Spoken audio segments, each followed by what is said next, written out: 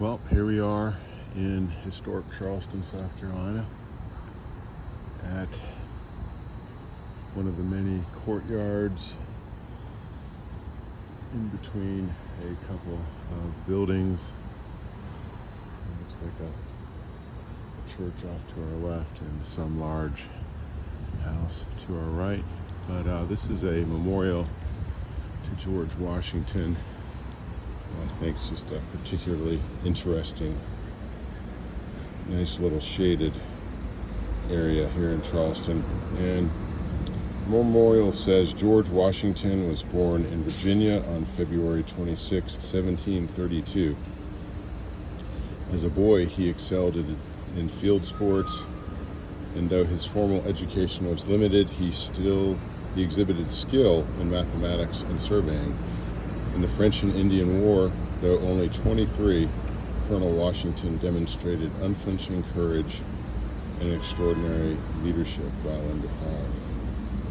So we see here at a very young age, George Washington was displaying the characteristics that would foretell or foreshadow his eventual leadership of our country. During the Revolutionary War, General Washington commanded the Continental Army against superior forces. If you read the history of the Revolutionary War, this victory over England was not won easily, and it was not likely. The British military was the most powerful military machine the world may have ever known, given its navy and its armaments, superior firepower, but we did eventually succeed, and it was partially due to George Washington, among many other heroic folks, and the providence of God.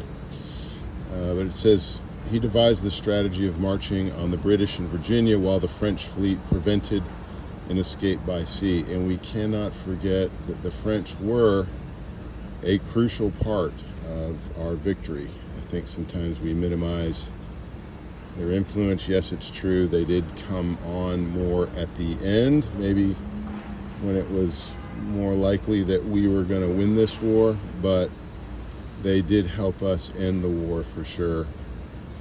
So we have to tip our hats to our French brethren across the sea. It says Washington trapped General Cornwallis at Yorktown in 1781, capturing 7,000 troops and winning American independence. So that's how the war concluded, was by the surrender of Cornwallis at Yorktown. As a Virginia delegate to the Constitutional Convention in Philadelphia in 1787, Washington, serving as the Assembly's president, provided the moral authority and quiet leadership needed to facilitate compromise. And I think that's, in a representative democracy, a democratic republic that we have, you do need to come to a middle ground to make any progress. And it looks like Washington was able to work across both sides, and definitely that's what we need in a nation's leader.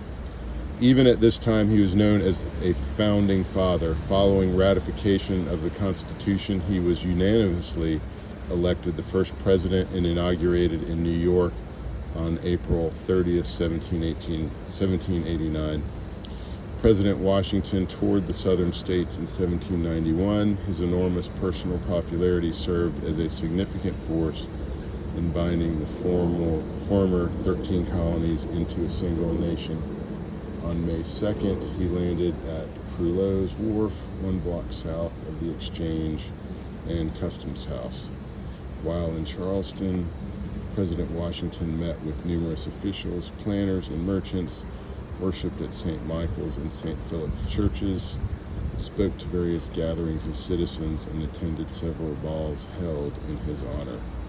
He also enjoyed the hospitality of 2 fraternal groups of which he was a member, the Masons and the Society of the Cincinnati. Now that is definitely interesting. discussion of the Masons, we can go into a serious vortex and rabbit hole. We'll just leave it sort of as what the plaque here is mentioning. In his diary, he made several complimentary notes about Charlestonians. Referring to a concert held at the Exchange, Washington remarked that there were at least 400 ladies, the number and appearance of which exceeded anything of the kind I had ever seen. Washington was unanimously reelected in 1792.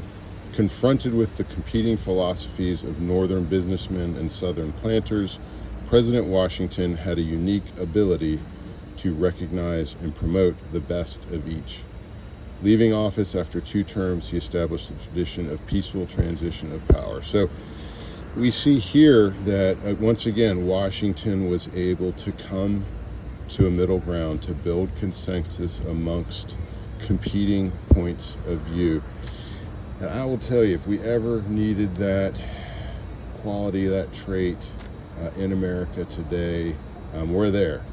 And I do think there are some common interests. It's a challenge when you feel as though sometimes people are actually lobbying against their own interests, where literally the things they're promoting and wanting to see happen would literally destroy them in the country. But that's where we are, and it looks like good leadership potentially can bring those groups together. It's a very difficult and complex process. But not only did Washington was able to do this in his time, but he could also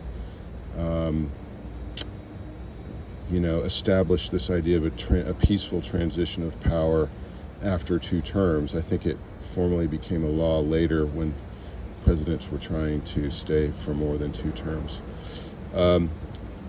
Retiring to Mount Vernon, he managed his plantation, entertained many visitors, and remained a valued political and military advisor until his death on December 14, 1799. Of his many achievements, he is most loved for his honesty. George Washington's reputation for integrity is of such mythic proportions that school children continue to be taught that even as a boy, George Washington could not tell a lie. Now, whatever you think about George Washington, good, bad, indifferent, it is clear he made his mark upon this world, certainly upon this country. His life was a life of significance and serves as an inspiration for all of us who want our lives to count for something. I think when you weigh it all in the balance, George Washington was a force for good, and it's great to see him honored in this way. It's a beautiful setting here in wonderful Charleston. There's Meeting Street, and you sort of get a sense of this nice little enclave here, nice shaded enclave. There's old George. So make it a great day. We'll see you soon.